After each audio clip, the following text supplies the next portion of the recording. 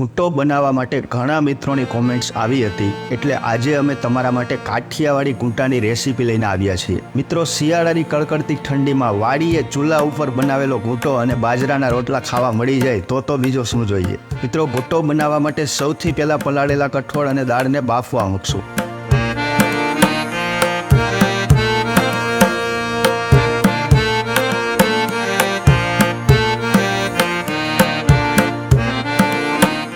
ઘૂંટો બનાવવા માટે આપણે ઘણા બધા શાકભાજી લીધા છે.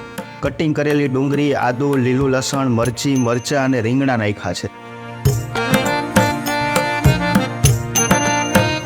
હવે એમાં મીઠું નાખી બરોબર એને મિક્સ કરશું. હવે લીલા વાલ, ફુલાવર અને લીલા વટાણાને બાફવા માટે મૂકશું. ઉપરથી મેં થોડીક હળદર નાખી છે. હવે આદુની પેસ્ટ નાખી એને બરોબર મિક્સ કરશું. હવે કોથમીર, ભાજી અને બટેટા એડ કર્યા છે. હવે કટિંગ કરેલા લાલ અને લીલા મરચાં પણ મેં નાખ્યા છે.